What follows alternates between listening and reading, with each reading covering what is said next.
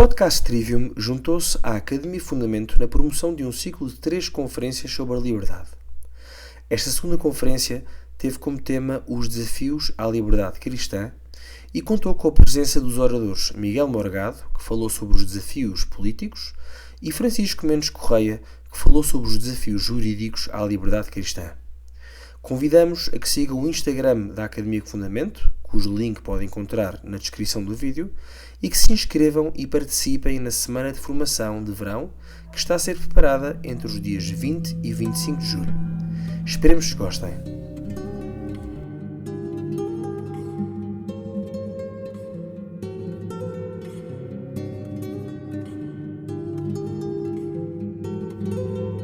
Muito boa noite a todos. Damos início à segunda sessão do ciclo de conferências sobre a liberdade, organizado pela Academia Fundamento e pelo SAL. Antes de apresentar aqui os nossos oradores, gostava de apresentar muito brevemente a Academia Fundamento, para quem não conhece.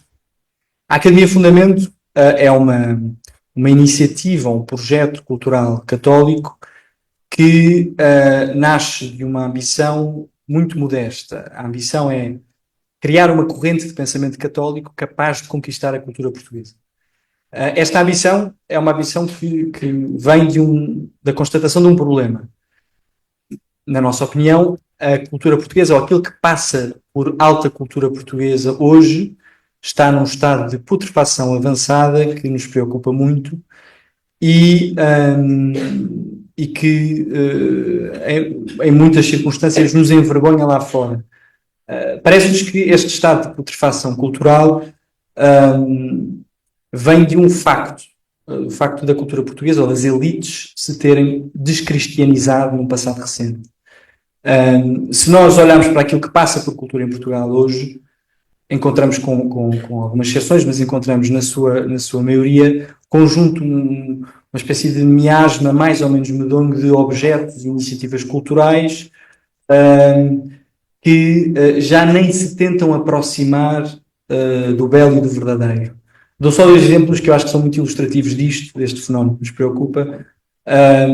O primeiro na arquitetura, não sei se saberão certamente, mas a obra arquitetónica que mais se destaca na traça lisboeta nas últimas décadas é a obra de um senhor arquiteto chamado Tomás Taveira, que tem coisas aí por Lisboa fora, e que construiu um conjunto de legos monumentais que ofendem a sensibilidade do cego, não é? Coisas nas quais as elites puseram dinheiro, a sociedade aplaudiu e o resultado foi esse, uma arquitetura que não tem qualquer preocupação com o belo e com o permanente. Dou outro exemplo que eu acho que é muito ilustrativo, nas artes plásticas ou na escultura, conhecerão todos talvez a artista com maior renome internacional hoje, em Portugal, uma artista de grande nomeada, chamada Joana Vasconcelos. Ora bem, a senhora Joana Vasconcelos o que faz é expor por esse mundo fora um conjunto de louça sanitária nos melhores museus de Portugal, do mundo e outras monstruosidades plastificadas. Não sei se conhecem a obra, mas recomendo.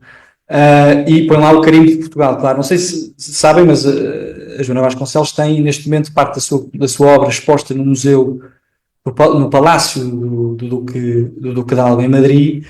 E entre uma série de Goyas e Velázquez está um sapato gigante de plástico com a assinatura de Joana Vasconcelos, a artista que representa Portugal lá fora e que representa aquilo que Camões chamava o peito ilustre lusitano. Este é o cenário e é isto que a Academia Fundamento quer reagir. Quer reagir tentando resolver a razão do problema. O problema é o desligamento com a fonte permanente de inspiração, que é a revelação cristã. Se nós olharmos para a história de Portugal, vemos que os grandes momentos culturais de Portugal foram sempre, de alguma maneira, inspirados pela revelação cristã, pela fonte de acesso aos transcendentais. Pensamos em exemplos, quer dizer, o Mosteiro dos Jerónimos, os Lusíadas, a pintura de Domingos Sequeira, entre tantos outros. Não é que todos eles sejam exemplos de convicção religiosa, mas são sempre exemplos de artistas ou de intelectuais profundamente embebidos numa mundividência cristã. E a Academia Fundamento considera que é essa a solução para o problema. Portanto, o propósito é criar uma geração de gente capaz e empenhada em mudar isto.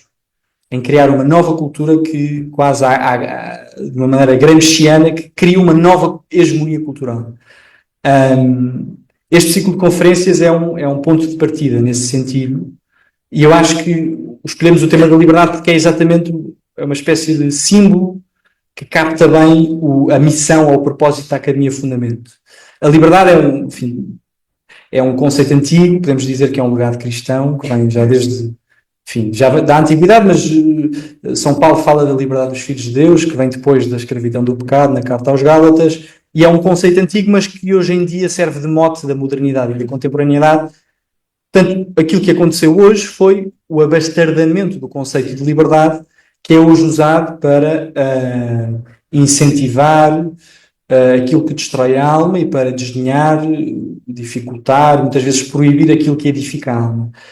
Isto é perfeito para a Academia Fundamento. A Academia Fundamento quer exatamente estes problemas, que são problemas contemporâneos, que merecem uma resposta contemporânea, renovada, fresca, mas uma resposta que vai buscar inspiração às fontes permanentes de verdade, do bom, do belo e do verdadeiro. E por isso fizemos estas conferências. Na primeira fizemos uma conferência sobre a noção de liberdade cristã, portanto, com o objetivo de revisitar aquilo que nos foi tirado. E esta segunda é a nossa tentativa de apresentar soluções para a contemporaneidade, para os nossos dias, soluções deste problema. Portanto, como é que podemos aplicar, como é que podemos pensar de uma maneira criativa e corajosa a liberdade cristã nos nossos dias. Por isso, a Academia Fundamento associou-se ao SAL. O SAL, eu penso que muitos conhecerão, é uma associação que talvez seja, neste momento, mais conhecida por acudir famílias em apuros, em casos de perseguições ideológicas, mas o SAL tem uma missão mais ampla, que é a de criar uma cultura de liberdade em Portugal e em todo o lugar onde se fala português. A ideia do SAL é, a partir de um trabalho jurídico e a começar agora um trabalho mais vasto de iniciativa cultural, criar, à semelhança daquilo que a Academia Fundamento quer fazer, uma nova cultura em Portugal. E por isso é que o SAL se associou a nós, uma associação pela qual estamos muito gratos. Finalmente, antes de passar à apresentação aqui dos oradores, sublinho só um ponto. Como vos disse, a Academia Fundamento o que quer fazer, acima de tudo, é criar uma comunidade de gente capaz de responder aos problemas contemporâneos, segundo a inspiração cristã e com um desejo intransigente de excelência. Seria difícil arranjar exemplos melhores de excelência do que os oradores que simpaticamente aceitaram estar aqui connosco hoje, e que passo a apresentar. Miguel Morgado, aqui à minha direita, muitos conhecerão certamente, é professor do Instituto de Estudos Políticos da Universidade Católica, foi assessor político do Primeiro-Ministro entre 2011 e 2015 e deputado entre 2015 e 2019, é autor de vários livros, o último dos quais intitula-se Introdução ao Conservadorismo, e prepara agora a publicação de um livro sobre o liberalismo. Tem ainda um programa televisivo para gáudio de todos nós, que recomendo vivamente. Aqui à minha esquerda tenho o professor Francisco Mendes Correia, foi advogado, é atualmente professor de Direito na Faculdade de Direito da Universidade de Lisboa, onde leciona nas áreas do Direito Civil e da Filosofia do Direito, e é também parcerista. Dito isto, passo a palavra aqui ao professor Miguel Morgado, que nos falará sobre os desafios políticos atuais à liberdade cristã. Olá, boa noite a todos. É um gosto estar aqui convosco. O tema que nos é proposto não é um tema fácil. Ele tem de ser sucessivamente batizado para fazermos aquilo que é costume fazer, em caricaturas e simplificações. Vivemos um tempo que foi profetizado por um grande historiador alemão suíço, no século XIX, que dizia que se aproximava a era, na altura, era vivo, que se aproximava a era dos terríveis simplificadores. E essa era chegou ainda no tempo dele e depois dele, com as catástrofes que se conhecem, mas ela está bem viva entre nós, e portanto também nós temos que fazer um exercício de disciplina moral, intelectual para resistir aos terríveis simplificadores. Se eu hoje aqui não contribuo para os males que eu próprio estou a denunciar. Então, sobre a questão que nos traz aqui, quais são as possibilidades de exercício da liberdade cristã no nosso tempo, mais do nosso tempo, nas sociedades que nós constituímos, que o tempo constituiu por nós, onde nós fomos convidados, chamados a viver. Há aqui dois aspectos que nós temos que começar a distinguir antes de tentarmos mergulhar mais profundamente no nosso tema.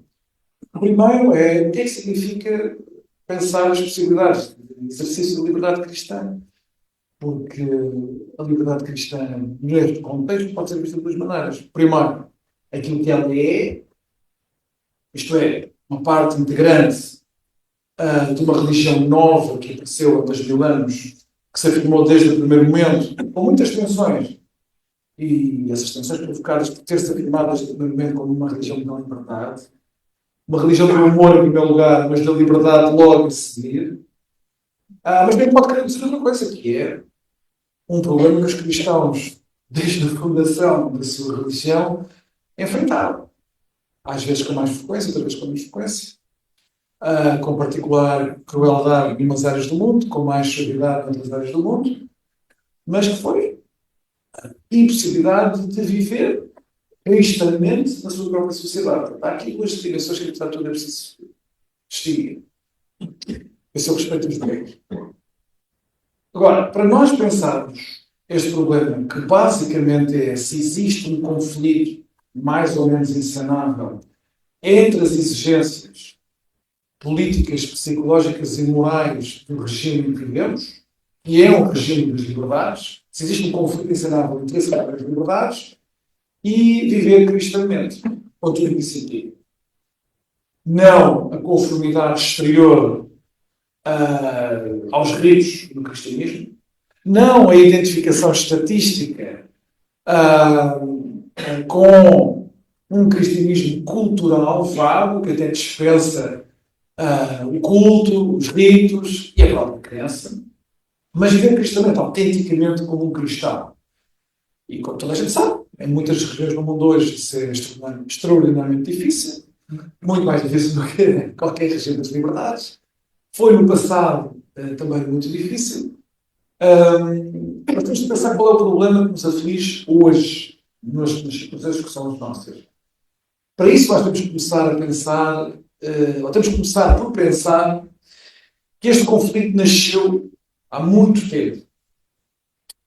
Quando o regime das liberdades, podem chamar o que quiserem, podem chamar democracia liberal, podem chamar democracia representativa, sociedade liberal, enfim, há tantas designações para designar mais ou menos a mesma coisa. Quando esse regime começou a ser pensado antes de ser instituído, ele em grande medida é pensado em confronto, em conflito com o cristianismo. E é um conflito estranho, na medida em que é um regime que vai ser pensado a partir de recursos que importa diretamente do cristianismo. Dois exemplos muito rápidos e óbvios, são os mais óbvios. Há outros muito mais sutis, se calhar mais interessantes até. Mas estes são óbvios. O regime das liberdades vai-se pensar como o regime da tolerância religiosa. O regime que vai proibir a perseguição religiosa. E essa fundamentação da tolerância e da proibição da perseguição religiosa é pensada a partir do conceito de consciência e da liberdade dessa consciência. Evidentemente, a consciência é um conceito cristão. É pré-cristão na sua enunciação mais literal, mas o seu desenvolvimento é plenamente cristão. Portanto, os proto-liberais, que quisermos chamar assim, do século XVI, século XVII, que pensam o regime das liberdades como o regime da tolerância e, portanto, a verem a hegemonia cristã como um adversário, como um inimigo até, são forçados a dirigir-se contra o cristianismo nos termos do próprio cristianismo. Segundo exemplo óbvio, talvez mais óbvio do que hoje, na medida em que hoje deixou de se falar em consciência, liberdade de consciência, mas já não se fala com a frequência com que os nossos antepassados falavam. Deixa-me dar-vos um exemplo que é mais atual e que marca aquilo que nós podemos caracterizar como um consenso moral indiscutível das nossas sociedades. Hoje, enfim, é um lugar comum dizer-se que o regime das liberdades é a organização política de uma sociedade pluralista. Uma sociedade pluralista quer dizer onde as pessoas têm diferentes concepções de felicidade, diferentes concepções do bem, e que ninguém pode fazer conformar o outro às suas próprias posições do bem, da felicidade, ou do destino sobrenatural da alma, ou o que for. Isso seria um facto primordial que a organização política estaria lá para proteger, para respeitar a pluralidade, a diversidade, e que isso pode até adquirir um valor especial, que é preciso promover a diversidade, é preciso promover o pluralismo, na medida que isso parece ser até uma manifestação da própria liberdade. Mas, na verdade, estas sociedades liberais que são as nossas na Europa e na América do Norte, elas são marcadas por um consenso moral impressionante. Toda a gente, da esquerda à direita, na medida em que podemos agora caracterizar esta diversidade de opiniões nos termos do espectro partidário, mas da esquerda à direita, toda a gente se revê na doutrina dos direitos humanos, de que nós somos todos indivíduos e, enquanto sujeitos morais, aquilo que nos caracteriza mais, ou antes de qualquer outra coisa, é o facto de estarmos protegidos por direitos que ninguém pode violar sem cometer uma injustiça. E mais, até encomendamos ao poder político a tarefa de nos proteger no exercício desses direitos. Ser livre para nós, nas sociedades liberais, é essencialmente exercer direitos. Claro que isso tem sido levado ao nível hiperbólico. Para utilizar uma frase de uma grande filósofa do século XX, mas que, enfim, depois esta frase foi retirada do contexto, acho que ela ficaria horrorizada com as consequências que extraíram da frase que ela própria inventou. Mas não é um exagero dizer que a concepção dominante de liberdade hoje está refletida na frase de Hannah Arendt, o direito a ter direitos. Portanto, estes direitos que têm que ser multiplicados. E quanto mais conseguimos multiplicar os direitos que protegem os sujeitos individuais, mais livre é a sociedade onde nós vivemos. Isto marca um consenso moral a toda a prova. Se existem declarações morais que não só se proclamam como universais, mas são reconhecidas como universais, são as declarações universais dos direitos humanos. Por exemplo, a Carta Universal dos Direitos Humanos, a Carta Europeia dos Direitos Humanos, que se reclamam de uma certa universalidade, que, portanto, apela a pessoas de diferentes religiões, pessoas sem religião, pessoas com diferentes concepções morais, do bem. Agora, é muito curioso perceber que quando os proto-liberais do século VI e século VII inventam a concepção moderna dos direitos subjetivos ditos naturais, é óbvio que eles estão a importar a ideia de direitos dos sujeitos ao cristianismo também, nomeadamente aos canonicistas do século XII e do século XIV. Portanto, temos aqui um conflito que é muito interessante, e é por isso, se calhar, que ele foi tão fecundo, porque ele foi fecundo, que é um conflito que marca uma relação de repúdio, por um lado, e, ao mesmo tempo, de apropriação, por outro. De duas partes que se detestam, que se repudiam, mas que não existem uma sem a outra. A história das nossas sociedades liberais é marcada nesse primeiro momento, nesse momento fundacional, e que marcaria toda a história posterior até aos nossos dias, a partir desta relação difícil com o cristianismo, que é deste conflito estranho, que eu caracterizei aqui de uma maneira muito sumária. Isso quer dizer que o cristianismo foi para o regime das liberdades, por um lado, um apoio que se queria esquecer ou fazer esquecer tão depressa quanto possível, mas ao mesmo tempo um adversário que teria de ser derrotado, que teria de ser eliminado. Qual é a fonte, então, da adversariedade do cristianismo para o regime das liberdades? Na medida que vocês também vão encontrar muita gente que foi importante para fundar este regime das liberdades, nos países que foram mais importantes nessa história toda, a França, evidentemente, a Inglaterra, mas a Itália, a Alemanha, a Holanda ao mesmo tempo também nesta história, depois na América do Norte, na altura da Revolução Americana em seguida, todas essas grandes figuras, muitas delas eram autenticamente cristãs e, portanto, não se reviam nessa relação adversarial. Reparem que a própria concepção da tolerância religiosa, tal como ela emerge, ela rapidamente se bifurca entre dois partidos. um partido que vê na tolerância religiosa precisamente uma doutrina de privatização e eventual apagamento do cristianismo, como princípio de organização da sociedade, e ao mesmo tempo, na mesma altura, igualmente investidos na construção do regime das liberdades, um outro partido, chamemos assim, uma outra parte, também a bater-se pela tolerância religiosa, também contra os privilégios da Igreja dominante, fosse a católica no sul da Europa, fosse as protestantes no norte da Europa, para proceder pela violência à conformação da crença religiosa, à violentação da consciência, etc. Mas que viam via a tolerância, um regime da tolerância, como finalmente o terreno fértil para a vivência cristã. Há estas duas visões que elas são muito claras. Uns que veem a tolerância como a primeira etapa no caminho para uma sociedade de ateus.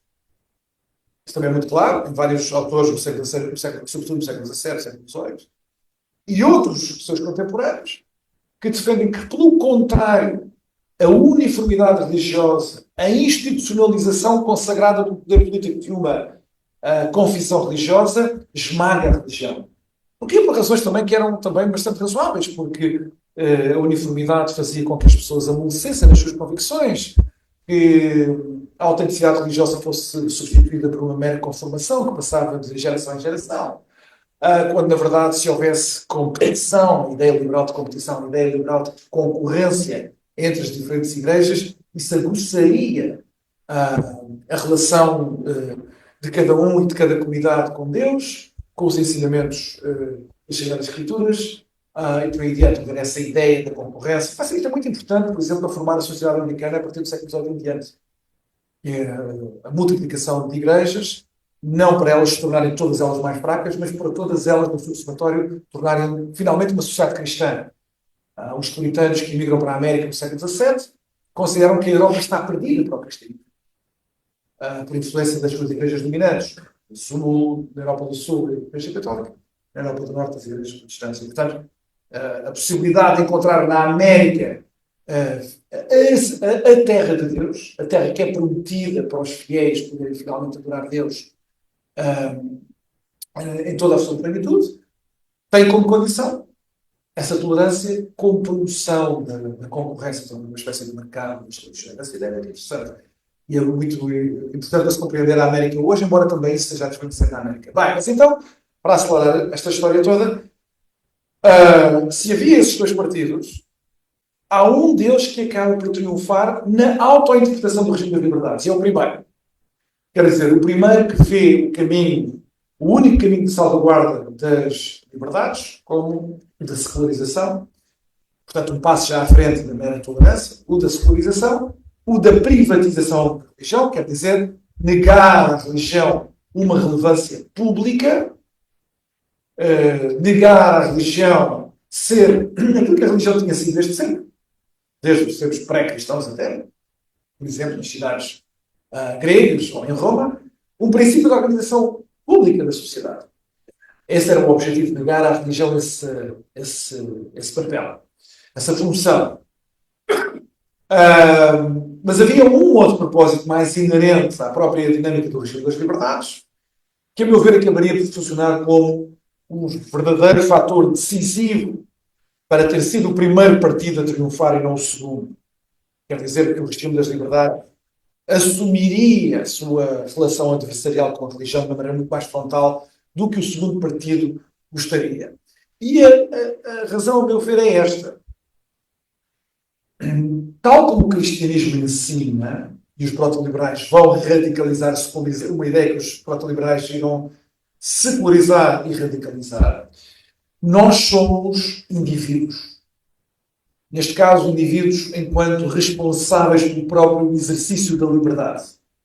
No cristianismo isto é muito matizado pelo facto de sermos cada um dos indivíduos, ser membro de uma comunidade de fiéis cuja história é a história de uma experiência mística, sendo numa relação direta de Deus com as suas criaturas, mediado ou não, dependendo dos cristianismos, por uma igreja.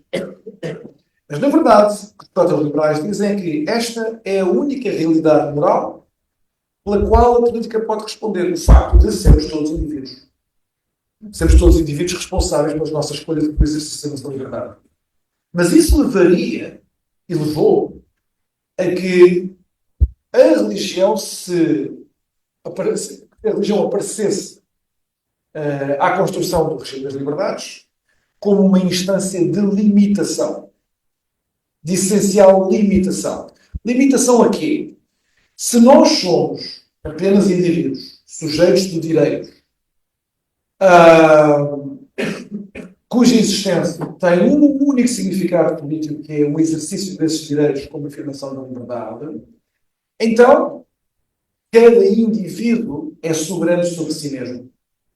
Quer dizer, o princípio de liberdade individual tem de ser progressivamente alastrado até se constituir como um princípio de soberania sobre si mesmo, de cada um ser soberano sobre si mesmo, ao ponto de se poder construir e reconstruir de acordo com essa concepção de liberdade. Eu sou soberano sobre mim mesmo. Nas palavras de um desses importantes proto-liberais do século XVII, eu sou proprietário de mim mesmo. Não se esqueçam, um proprietário pode destruir. É isso que significa ser proprietário. Não é só ter acesso exclusivo a um objeto, é poder destruir o objeto a que eu tenho um legítimo direito, um legítimo título. Posso destruí-lo na minha posse sem prestar contas a ninguém desse ato de destruição. Muitas vezes o uso da propriedade é a destruição do objeto que nós temos na nossa posse. Se eu sou proprietário sobre mim mesmo, então eu afirmo como plenamente soberano sobre mim mesmo. Na relação com o regime das liberdades, a religião, e em particular na Europa e na América do Norte, essa religião era o cristianismo, aparece cada vez mais, não como construtora dessa liberdade, entendida como soberania do indivíduo sobre si mesmo, mas como limitadora dessa soberania. Portanto, tal como na política, aparece, durante os últimos 400 anos, um debate intensíssimo entre os defensores do conceito de soberania e os seus críticos que defendem que essa soberania, esse poder soberano, tem limites. Também a relação dos poderes sociais e políticos na construção do regime das liberdades com o cristianismo desenvolve-se nessa base. Só que desta vez não, como era o caso da discussão sobre o conceito de soberania no plano da filosofia do direito, para sacralizar o Estado, mas para sacralizar uma nova forma de poder, o poder do indivíduo sobre si mesmo. E isso o cristianismo nunca poderia autorizar. Nunca poderia autorizar que essa soberania sobre si mesmo fosse até às últimas consequências. E isso fez com que, evidentemente, o cristianismo pudesse ser apresentado como, uma vez mais, regressando das trevas da Idade Média, regressaria como uma instância limitadora, no limite, opressora, porque negadora desse exercício de liberdade, entendido como soberania do indivíduo sobre si mesmo. É nesse plano que agora nós estamos e que ajuda a explicar quase todos os debates que existem nas sociedades ocidentais, em que os argumentos são repetidos, independentemente se estamos em Portugal, ou nos Estados Unidos, ou no Canadá, ou na Suécia, em torno mais ou menos dos mesmos temas, em que as vozes vindas diretamente das igrejas ou dos fiéis que comungam de crenças religiosas articulam para se debater contra posições que podem ser caracterizadas como a defesa da liberdade, entendida como a soberania do indivíduo sobre si mesmo. Deixa-me só dar uma última nota antes de calar, que é para também não escutar o tempo todo aqui. Nós não podemos pôr em causa as extraordinárias maravilhas que o regime das liberdades nos trouxe, como civilização até. Em grande medida, muitas dessas maravilhas são devidas à herança cristã que se quer fazer apagar, e até em alguns casos, ou às vezes por mistura de má fé, outras vezes é por ignorância também, às vezes acontece, por ignorância, que se quer negar. Mas nós não podemos negar essas maravilhas que foram operadas, nestes últimos 200 ou 300 anos, que ultrapassaram as expectativas dos seus mais otimistas, dos seus profetas mais otimistas. Mas claro que nós estamos agora num linear de descobertas e de coisas novas que provavelmente vão ter o poder de mudar drasticamente os dados destas considerações todas. Mas enquanto nós não chegarmos lá, há um ponto que nós podemos fazer já. As sociedades liberais conseguiram realizar feitos que os nossos antepassados provavelmente ficariam estupefactos com coisas que para nós tornaram banais. Não é? Isso deve-se a esse regime das liberdades, não há dúvida nenhuma. Mas há uma coisa que o regime das liberdades parece não ter conseguido assegurar. E é, que ainda por cima coincide com o propósito mais elementar, mais básico de uma comunidade política, seja ela qual for, seja qual for a sua orientação espiritual, seja qual for o seu tecido institucional. Todas as comunidades políticas são formadas para se reproduzirem no tempo, para terem um futuro. E esse futuro tem de ser vivido de uma forma natural, biológica até, com a reprodução dos corpos dos seus habitantes. As sociedades liberais, no entanto, estão a manifestar nos últimos 30 ou 40 anos uma deficiência que ninguém conseguiu antecipar, que é a sua incapacidade de se reproduzir. Ora, isso não é um mero caso, não é um acidente, também é um produto, claro, não pode deixar de ser, também é um produto do nosso conceito de liberdade. Do conceito de liberdade que este regime das liberdades foi promovendo. Portanto, é também uma consequência da afirmação da soberania do indivíduo sobre si mesmo, que se tornou o ponto central e pivotal dos nossos regimes modernos. Pronto, obrigado. Agradeço a Miguel a exposição interessantíssima. Eu passo agora ao Francisco, que nos vai falar sobre os atuais desafios jurídicos à liberdade cristã. Muito obrigado. Gostava de começar por agradecer à Academia de Fundamento este convite tão simpático, esta oportunidade de estar aqui a trocar ideias com o Miguel e com o Daniel. E peço questão de parabéns por esta iniciativa, porque o desafio, de facto, que nos é colocado está muito bem enquadrado nesta sessão e na sessão anterior, olhar para a ideia de liberdade a partir de uma evidência cristã. Isso permite-nos identificar melhor a novidade desta ideia em contraste com o contributo dos antigos. Isso foi tentado na última sessão, e também me parece que, isso é o que me proponho fazer agora, permite-nos contrastar esta ideia e esta novidade, esta postura da ideia de liberdade cristã, com a ideia que me parece prevalecente na modernidade, e isso depois permitirá perceber melhor os desafios que se colocam. Atendendo à minha formação, pressupus que a perspectiva que pretendiam que adotasse tivesse alguns de interseção entre a filosofia e o direito, e por isso dividi a minha apresentação em duas partes. Numa primeira parte, e dispensado pela belíssima apresentação do Mário Rosa na sessão anterior, para identificar o que é característico da liberdade cristã, vou começar onde o Mário acabou e contrastar brevemente esta liberdade com aquilo que me parece que é a ideia dominante da liberdade moderna, e vou cometer todas as generalizações que o Miguel tentou evitar, eu vou cometê-las todas sem exceção. Depois, na segunda parte, vou olhar para as manifestações jurídicas desta ideia moderna de liberdade e vou identificar alguns desafios, de forma muito breve, que se colocam à ideia de liberdade orientada finalisticamente para um florescimento humano em Portugal, obviamente. E depois, obviamente, desta primeira apresentação, e na hipótese improvável de me quererem fazer perguntas a mim ou a Miguel, podemos discutir alguns dos desafios jurídicos com mais profundidade, vou só apresentá-los de forma muito breve. Então, avançando para o sentido moderno de liberdade e com a advertência, obviamente, que vou estar a cometer muitas generalizações com tudo o que isso implica. O Mário sublinhou a profundidade da noção de liberdade cristã enquanto dom de Deus, as suas relações com a inteligência, com a vontade, esta liberdade para ser, para apreender as coisas como são, a independência de funções ou de condutas ou de reações pré-determinadas. E também sublinhou outro sentido de liberdade, muito importante, esta ideia de liberdade enquanto integridade pessoal, enquanto possibilidade de nos autodeterminarmos e de nos transformarmos através das condutas repetidas naquilo que queremos ser. E parece-me que esta última ideia do Mário, de liberdade, prende-se como outra possibilidade de olharmos para a liberdade, que também é muito cara aos cristãos, que é a liberdade como Estado, aquele Estado em que nós, por termos precisamente repetido atos virtuosos e evitar atos viciosos, conseguimos fazer o bem sem que isso nos custe. Obviamente que seria exagerado dizer que a ideia moderna de liberdade é totalmente contrária a estas ideias e estas versões de liberdade, até porque, como o Miguel muito bem expôs, as ideias modernas de liberdade são tributárias da novidade do cristianismo. Quanto a mim, no entanto, há alguns pontos de clivagem muito relevantes e que vou passar a enunciar muito brevemente.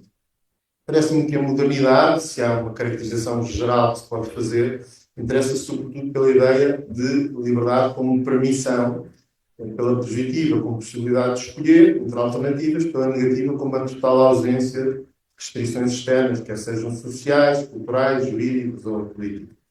Até aqui não há propriamente um problema, não há um afastamento neste nível de abstração tão elevado. No entanto, se olharmos para pontos mais concretos, penso que poderá haver alguns problemas e algumas clivagens. Porque a modernidade, por um lado, olha para a ausência de restrições de uma forma tão intensa que desconsidera a ideia de fim. Desconsidera que a liberdade possa ter um fim, porque desconsidera ou nega ou questiona que o homem possa ter uma natureza e que a liberdade esteja ao serviço do florescimento do homem. No fundo, esta ideia que o Mário falou na sessão anterior, de que o homem é chamado a apropriar-se da sua própria natureza, pois se a natureza se reduzir a meros fatores biológicos e físico-químicos, então não há nada que se apropriar, não é um facto, não há nada na nossa conduta que possa fazer corresponder a nossa liberdade a essa natureza. Por outro lado, a liberdade, e por isso também a liberdade surge um pouco desligada dos resultados ou das consequências das nossas condutas. Não se discute em que é que o homem se transforma, se escolhe ir por ali, basta-se com a ideia de que ir por ali é uma escolha livre e, portanto, o resultado de ir por ali é o resultado de uma escolha livre, exaltando-se apenas a autenticidade da escolha, mas vedando-se a discussão sobre as consequências ou sobre a bondade das consequências. Por outro lado, parece-me que a modernidade também, mais uma vez, estou a generalizar, a modernidade também me parece que olha para a ideia de permissão e da ausência de restrição de uma forma expressivista ou emotivista. Se não há natureza humana à qual se possa aceder pela razão, então, no fundo, a liberdade, desculpem, consiste apenas em atualizar constantemente, em cada momento, os meus sentimentos, as minhas emoções. E por isso, as minhas emoções e os meus sentimentos são a única autoridade através da qual eu posso ajuizar as minhas condutas.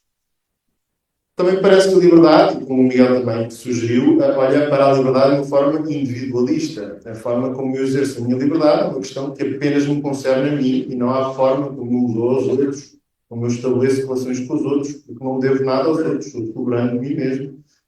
Não sou eu para os outros, só interajo com os outros na medida em que os desejos do outro coincidam naquele momento com os meus desejos, e daí talvez a importância exacerbada do consenso como único critério de ajuizamento moral dos atos.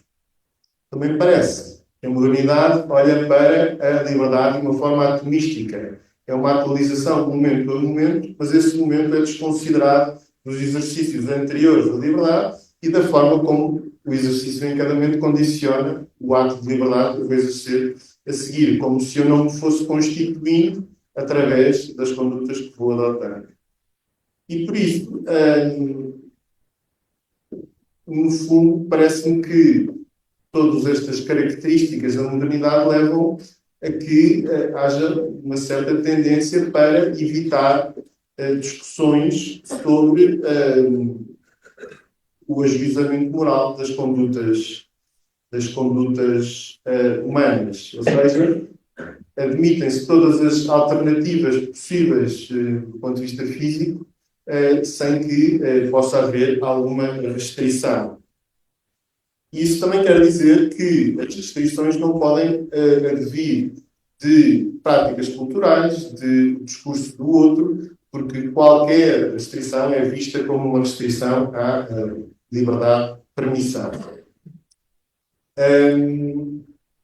Isso pode, por exemplo, parece-me ser ilustrado com a ideia ou com a escolha de alguém abortar ou não. Não só pode estar, ou pode estar completamente vedada a possibilidade dessa ideia, dessa conduta estar limitada cada vez mais, de forma ex ante, através de uma proibição, mas também ex post, através da censura moral a essa conduta, do discurso e do debate racional sobre essa conduta, de alguma prática, de alguma conduta, de alguma instituição que ponha em causa essa conduta, como, por exemplo, a própria ideia de rezar à porta de uma clínica onde se faça aborto, a possibilidade de alguém de falar à faculdade sobre a bondade de rever a legislação em matéria de aborto, tudo é visto como uma restrição. E, portanto, isto parece-me que tende a redundar na liberdade como poder bruto de escolha sem restrições, sendo um bem em si, independentemente dos resultados a que se chega, passa a ser um fim e não um meio para atingir um fim, e por isso está indisponível para discutir quais os fins últimos do homem, se são bons ou não, se são conformes ou não ao florescimento humano. Seria natural retirar a consequência lógica que estas ideias, estas concretizações, estas clivagens redundariam num relativismo absoluto. Mas parece-me que afirmar esse relativismo, obviamente que há concretizações de relativismo no debate filosófico, no debate político, mas parece-me que essa afirmação e essa caracterização, essa sim, em modo de generalização, esconde uma verdade bastante importante. É que ninguém vive, de facto, coerentemente como um relativista e nenhuma sociedade se organiza, de facto, de forma consistente como uma sociedade relativista plena, sob pena de cair na anarquia ou na tirania. Uma sociedade não pode, ao mesmo tempo, promover, considerar indiferente, tolerar e proibir o mesmo comportamento. Não se pode, ao mesmo tempo, tolerar e proibir o homicídio, o aborto, a conversão dos direitos das mulheres, a discussão racional sobre condutas morais. É preciso tomar uma decisão e, individualmente, também é difícil ser-se relativista em todas as ocasiões de forma consistente. A tendência é para sermos relativistas quando não estamos dispostos, nem nos apetece, ou não estamos preparados para discutir racionalmente as nossas opiniões, ou quando elas correspondem a uma posição minoritária, e depois tornamos-nos absolutivistas éticos quando achamos que estamos a favor da opinião prevalecente maioritária. E por isso, parece-me que caímos num estado de coisas bastante perigoso, e é este estado de coisas, este caldo do qual me parece que provém a maior parte dos desafios para a liberdade finalisticamente orientada dos cristãos, os desafios jurídicos. A modernidade é relativista quando ataca as ideias, instituições e regras jurídicas formado no património da civilização cristã, portanto, promove o seu abandono, estabelecendo regras com base no pressuposto que não é possível fazer um ajuizamento objetivo sobre essas práticas, essas regras, essas instituições, mas depois esquece do relativismo quando defende as suas conquistas e configura a defesa de ideias, instituições ou regras contrárias e configura esses ataques como uma restrição inadmissível à liberdade de permissão. Ilustro, mais uma vez, por exemplo, do aborto. As regras que puniam o aborto e que foram sendo substituídas por regras mais permissivas, em grande parte, foram contestadas com base na impossibilidade, no plano moral objetivo, de se estabelecerem ajuizamentos que fossem aceitos ou que devessem ser aceitos objetivamente por toda a gente e no dissenso quanto a essa questão. Mas depois das alterações estarem aprovadas, a afirmação de qualquer contestação a esse estado de coisas é proibida, vedada ou censurada com base na ideia de que representaria uma restrição ao exercício da liberdade. Penso, por exemplo, e desafio não, porque não seria talvez um desfecho simpático, mas provavelmente se tentarmos, talvez aqui em Portugal ainda não, mas é ilustrativo de muitos exemplos de restrições, restrições até violentas, à tentativa de discutir racional e pacificamente este assunto em universidades ocidentais. Então, vamos aos desafios jurídicos da liberdade, que me parece que derivam destas características e destas clivagens. Quais é que são algumas ilustrações, algumas instâncias de desafios jurídicos à ideia de liberdade finalisticamente orientada para o florescimento segundo a natureza humana? Bom, eu diria que, desde logo, há instâncias em que o ordenamento jurídico permite certas condutas, mas a permissão e a não punição ou a não perseguição dessas condutas condiciona fortemente a liberdade dos cristãos. Isto porquê? Porque o ser humano é social, portanto, se a sociedade tolera uma certa conduta, as consequências da adoção dessa conduta nos membros da comunidade têm um impacto necessário nos demais, simplesmente quando essas condutas produzem efeitos nocivos, manifestamente nocivos, que não só são desconformes, como negam e degradam o florescimento humano, então temos um problema. Pense-se no caso da pornografia. Em Portugal, em síntese, é punida a pornografia de menores e depois é sujeita a algumas restrições à comercialização e publicidade de venda de filmes e objetos que são considerados obscenos. Mas estas limitações, obviamente, são contrárias à internet. Suponho que os desgraçados das lojas que têm filmes pornográficos sintam, de certa forma, se sintam injustiçados, tendo em conta a possibilidade de qualquer criança aceder a um material ilimitado na internet, onde eles têm que atrapar os seus objetos. Não estou a dizer que não devam tratar de pessoa a questionar a justiça do tratamento tão assimétrico. É claro que a modernidade responderá: bom, se não queres ver, não vejas. Mas para quem tem filhos e quem quer educá-los com uma ideia que a liberdade está orientada a um fim, portanto a sua sexualidade também está orientada a um fim, a resposta não é adequada. Mas dirão: bom, se não queres que os teus filhos não vejam, proíbe-os de ver, impede-os de ver. Mas também me parece que esta resposta é insatisfatória, porque não se pode sugerir que uma conduta deve ser admitida na premissa de que certas pessoas ou conjuntos de pessoas não participem nos bens sociais, nos bens da vida em sociedade, como os bens que recorrem, se temos um instrumento de comunicação e de difusão de conhecimento como a internet. Mas, além disso, mesmo que alguém impeça os seus filhos de ver a internet, não os consegue, nem quer, isentá-los do convívio com os jovens da sua idade. E esses jovens da sua idade, se viram pornografia livremente, foram, como o Mário se utilizou o discurso, o exemplo do ladrão, quem rouba ontem, hoje e amanhã vai se tornando um ladrão. Ora, quem vê pornografia ontem, hoje e amanhã vai deformando e degradando o seu olhar para o outro, ao ponto de passar a olhar para o outro como um objeto e não como uma pessoa. E, portanto, mesmo que os católicos quisessem não ver pornografia e impedir os seus filhos de verem pornografia e o conseguissem, e o quisessem, com todas as consequências negativas de uma total restrição do acesso a certos meios de comunicação que são bens sociais, isso não impediria que eles fossem confrontados constantemente com o convívio com outras pessoas que foram degradando o seu olhar sobre o outro. Compare-se esta permissão absoluta, por exemplo, com a restrição que existe à publicidade de produtos de tabaco. Nós, por exemplo, também poderíamos ter, como sociedade, a mesma atitude. Poderíamos dizer: bom, se não queres fumar, não fumes. Se não queres ficar exposto ao fumo involuntário, não frequentes locais públicos. Se não te queres deixar condicionar pela publicidade, não te deixes, torna-te forte, torna-te viril e não te deixes influenciar. Mas não é isso que aconteceu. Se repararem, não é possível fumar em espaços públicos, o tabaco está sujeito a uma tributação elevadíssima, não é possível, na maior parte dos casos, a publicidade ao tabaco e é obrigatória a publicidade aos malefícios do tabaco. Reparem a desconformidade que há entre o tratamento ao tabaco, que é, pode-se ver como um malefício, mas é um malefício que afeta ao corpo, e o tratamento que há à pornografia, que afeta a alma. Noutros casos, há instâncias de proibição que limitam a liberdade. Acima referi que a modernidade olha para esta ausência de restrições de uma forma tão intensa que desconsidera que a liberdade tem um fim e nega que o homem tenha uma natureza.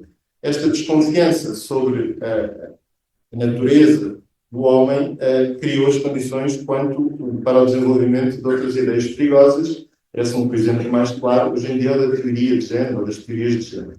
Se a liberdade é esta permissão para fazer escolhas sem quaisquer restrições, então todas as diferenciações de comportamentos, expectativas, práticas sociais, culturais e regras jurídicas baseadas na diferenciação sexual podem ser vistas, em última medida, como um obstáculo à liberdade. E este questionamento, como é sabido, tem sido feito pelas teorias de género. Mas há aqui uma combinação explosiva que me parece que é importante assinalar. É que o género, na acessão das teorias de género, não tem a ver com a licitude moral de comportamentos sexuais, tem a ver com a identidade das pessoas. O modo como cada um se vê a si próprio e o modo como os outros nos veem. E, portanto, se as minhas escolhas em matéria de hábitos, comportamentos e condutas sexuais têm a ver com a minha identidade, então a discussão racional sobre estas questões torna-se impossível, porque se passa a ser uma discussão sobre as pessoas. Se o modo como interajo com o outro não é condicionado pelo sexo biológico, mas é algo que me vai constituindo como pessoa, deixa de ser possível eu ter um debate racional sobre condutas que possam ser vistas como parte dessa construção identitária, sem estar a discutir já a pessoa. Já não se está a questionar o género de condutas que promovem ou contradizem o florescimento do António e da Beatriz, que está a discutir sobre a identidade, sobre o António e a Beatriz. E esta transformação encontra no ordenamento jurídico manifestações muito problemáticas. Por exemplo, a Lei 38 de 2018, que assegura a qualquer pessoa, sem referência à respectividade, o exercício ao direito à autodeterminação de identidade de género, expressão de género e direito à proteção das características sexuais, e que proíbe qualquer discriminação, direta ou indireta, em função do exercício do direito à identidade de género, tal. A Lei 15 de 2024, recentemente aprovada, proíbe as chamadas práticas de conversão sexual, só que depois define este conceito de uma forma tão ampla que qualquer questionamento pode ser configurado como uma prática proibida. A submissão de pessoas a atos que visem a alteração ou repressão da sua orientação sexual e identidade ou expressão de género. Parem, esta formulação é tão ampla que permite sentidos interpretativos que são verdadeiramente perturbantes. Por exemplo, o professor critica a teoria de género numa aula da universidade, pode estar a submeter os alunos a que se identifiquem como alunos transgênero um ato de repressão. Um pai que impeça o seu filho de ir para a escola vestido de rapariga, ou contra a vontade da criança, por exemplo, me inscreva numa equipa masculina de desporto, pode estar a ser visto como alguém que está a praticar um ato de repressão. Uma mãe que recorre a um psicólogo ou um psiquiatra para ajudar a sua filha perante comportamentos que ela considera lesivos para o seu desenvolvimento, pode estar a ser vista como alguém que está a submeter a criança a um ato de repressão. Esta legislação parece-me um exemplo que acima se disse quanto a esta bipolaridade relativista ou objetivista da maternidade. Para atacar a visão cristã, segundo a qual os homens devem descobrir e apropriar-se do seu sexo biológico, a maternidade foi relativista. Não é possível objetivamente afirmar que assim é. Mas depois de afirmar o contrário, a identificação deve estar totalmente desligada do sexo biológico, tornou-se objetivista e cristalizou as condutas. Como? Através da lei. Reparem que a Lei 15 de 2024 parte de premissas que não questiona nem admite questionar, que são totalmente inovadoras e que seriam absurdas para alguém que tivesse vivido há 30 anos e que agora acordasse numa situação de coma. Esta premissa de que o sexo é atribuído e não reconhecido à nascença, que está totalmente dissociado dos comportamentos de alguém, e parte de premissas contrárias, que é um bem, por exemplo, uma criança, um jovem, atribuir-se um género diferente do género biológico, em vez de procurar encontrar uma identificação com o seu sexo.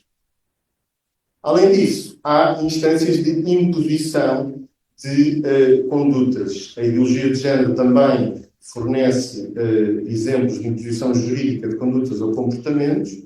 Eu diria que hoje em dia, talvez o exemplo mais expressivo do nosso ordenamento jurídico é uma combinação de situações de facto e de dados normativos que fazem com que seja muito possível, muito provável, que uma criança que frequente o ensino público seja sujeita a conteúdos desapropriados e que esses conteúdos são impostos por parte do Estado. Quer porque promove e aprova materiais pedagógicos que os professores devem ter em conta nas cadeiras de Educação para a Cidadania, na cadeira de Educação para a Cidadania, quer porque formulou quer a lei, quer a portaria relativa à educação sexual, de forma tão desadequada que é provável que uma criança que esteja na terceira ou na quarta classe já esteja exposta a ideias altamente questionáveis, ou diretamente através dos professores, ou através de parcerias que estas leis incentivam e que são, na maior parte das vezes, protagonizadas por associações que defendem e promovem a teoria de género. Queria, por último, só talvez antecipar algumas tendências futuras. Parece-me que se nada for feito e se não se contrariar esta concretização de manifestações jurídicas de uma ideia moderna de liberdade, parece-me que os bastiões da liberdade de consciência e da objeção de consciência e da liberdade de expressão vão continuamente ser afetados. Olhando para os países ditos mais avançados do que Portugal, penso que é aí que tem residido o desafio jurídico ao exercício de uma liberdade finalisticamente orientada, e parece-me que devem ser essas as preocupações no futuro.